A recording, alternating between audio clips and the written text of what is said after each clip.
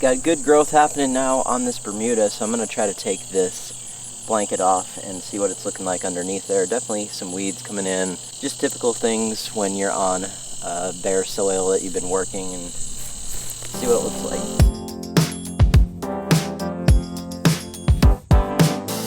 You can see right through here, pretty good growth, especially for being pretty new yet.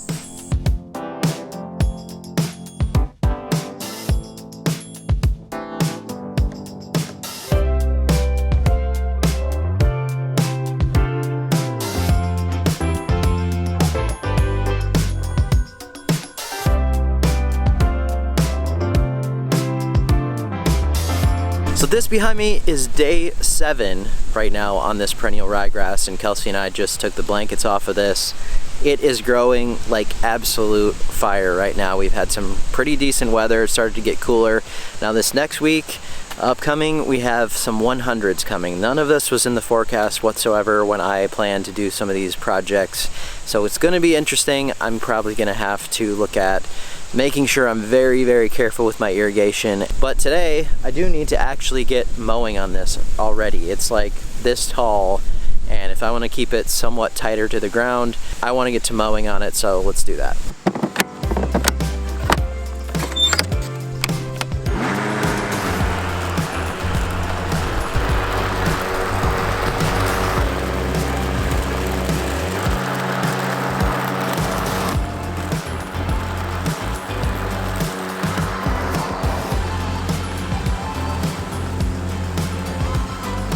So there you go, first mow. And usually I use a manual reel mower on these first mows, but it was actually so tall already that I tried a few passes with one of those. I just didn't feel like I was getting a great cut. Most of the blades were just getting laid over. And so I went for it with that Milwaukee, so I had some suction to actually lift and make sure I get a clean cut. Now that's a pretty light mower. That's one of the things that I like about it, is it's very easy to use and maneuver around. And for this, it was actually perfect.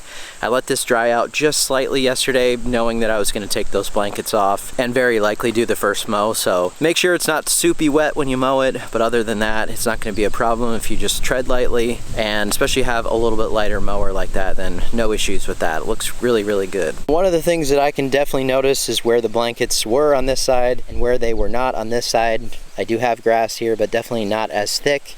And so I just wanted to show that today in case you were wondering about why those blankets go on. Even for a short amount of time, it gives you such great results there for germination and keeping the moisture there. So they do make a big difference. One other thing that you may notice here too is when you apply that starter fertilizer with the weed preventer in it that has the tenacity or mesotrione as the ingredient, sometimes when this comes in, you will notice some bleaching. And what happens with that is that the grass blades come up, especially on ryegrass, they can look kind of pink or purplish, but most of the leaf blade will just be white. If you apply this over existing grass when you overseed, sometimes the tips of that grass will turn white too and get that bleaching effect. This is a temporary thing that happens. It's just one of the side effects of that, but it should come out of that once you start to mow this out in about 2 weeks time or so. It's about how long I've seen where I get some bleaching, and by the time it either grows out or it just starts to turn back to the green color that it's supposed to be, it just takes a little bit of time. I have gotten some questions about that in the past, and I wanted to show that today now that I saw some happening here on this plot right now, but nothing to be concerned about. It will get back to normal here very soon. The bluegrass is doing great here. I'll probably leave the blankets on for about 2 more days, maybe wait until just before that heat hits, and then probably take these off and try to get it to dry out just a little before we get to those really humid and warm temperatures overnight. I'll give you a close-up here on how this is coming in. It's just starting to get to the top level of these blankets, and bluegrass is going to be a lot slower to come in. If you do not have patience to grow in a lawn, bluegrass is probably not for you. So you're going to see this. It's going to take some time to get to full maturity and full glory, but really good start on this one. I'm very happy with where it's at right now. Also, one other thing to show you back here was an area that I didn't have enough blanket to finish, so I did put down just a light layer of some grass clippings on here. There's some good bluegrass coming in, but I think again shows that you get some better uniformity out of those seeding blankets. At least it appears that it just holds things in place, and also you get consistent moisture across the ground. So just wanted to show that too. Sorry for the glare here. It's not great.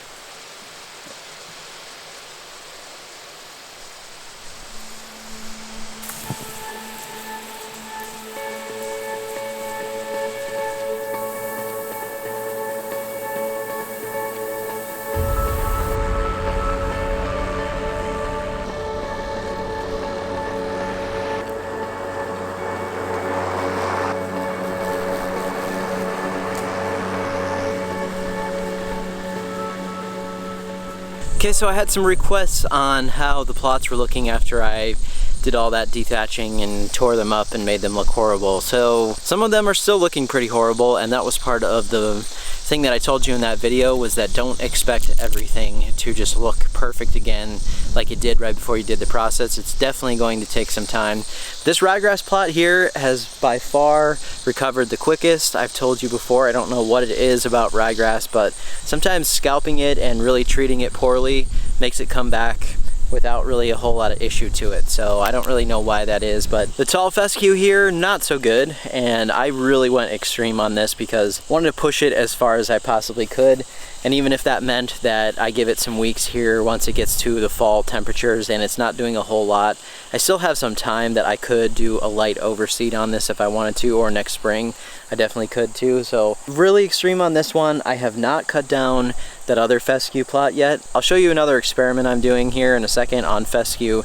So since I have different plots here, I can try different things without going as extreme on the other ones as I did on this. These are the worst spots. This is where everything was laying over onto itself basically and smothering some of the roots and everything down at the bottom. So there's definitely recovery happening, but in these areas where it's very, very brown, and we're just gonna see as we get into better weather what turns out with that, or as I said, light overseed through here, cover it with a light top dressing, start watering, you'll have some seed back there in not too long of a time. And then finally you have the bluegrass back here starting to definitely look better. Everything needs water, and it also has not been fertilized yet. So I'm trying to just make a decision here if I'm gonna do anything before this heat wave comes, or otherwise I will hit the fertilizer right after that heat wave goes through and we start to get back, hopefully as we get towards September here, to the fall temperatures that will be coming. And then these will be easy to push with fertilizer. It'll be much quicker as far as rejuvenating and getting back to looking good once we get into prime cool season grass conditions, which we're not quite there yet.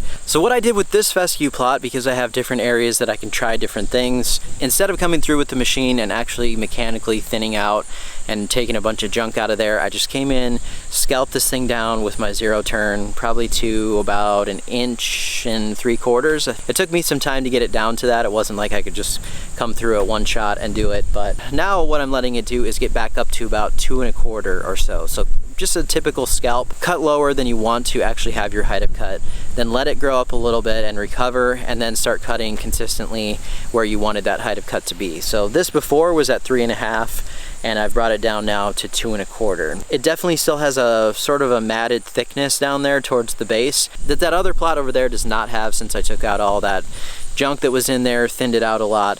But this was just an experiment to see. Obviously it has recovered a lot more quickly than that one over there. So if you're trying to do a height of cut reset and you want to get cutting lower, maybe this is a quicker way to do it, a little less involved, and you can just kind of come in and scalp and then get back to a lower height of cut. Also in this fescue over here, I recently had some brown patch that hit all of a sudden. Got some spots here that are killed off, a few other ones over into here. So again, as it cools down, I may rake these out a little, see if there's any intervention that I need to do with them, but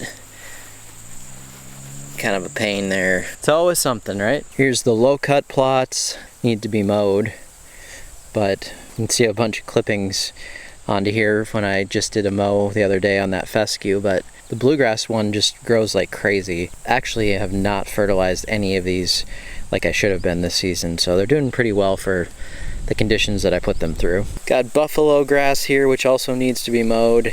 This hot weather upcoming be sort of maybe a last hurrah for this. But yeah, there's a look at that. Just mowed this. This is the micro clover.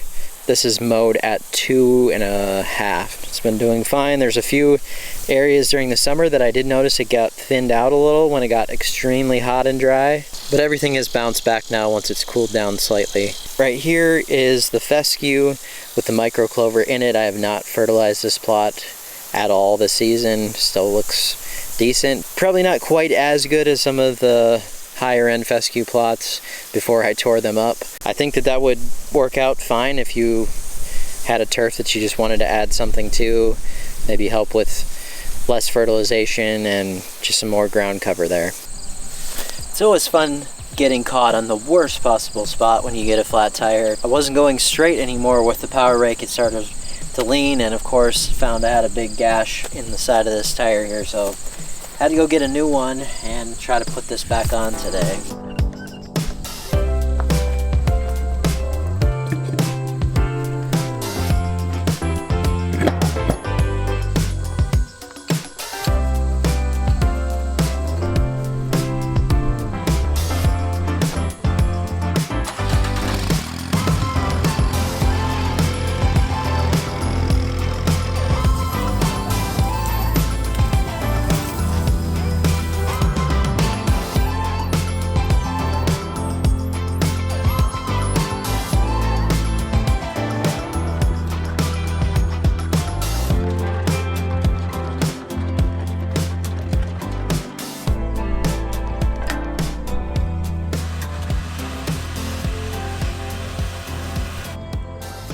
Very, very difficult to get an attachment on that thing when you are not on level ground. So especially trying to put something on that hill, it just wasn't working. It was pushing it down the hill and I couldn't get anything to hold it back, so I just decided to move it to level ground, and there was no other way to do it other than pull it down the hill. So sometimes you gotta improvise. But I made it to right here, but I still don't have anything to really push this against. I usually have it parked up against the shipping container so that when I try to put the attachment on, there's something to hold it in place. It's a lot easier, so I'm gonna have to try it this way.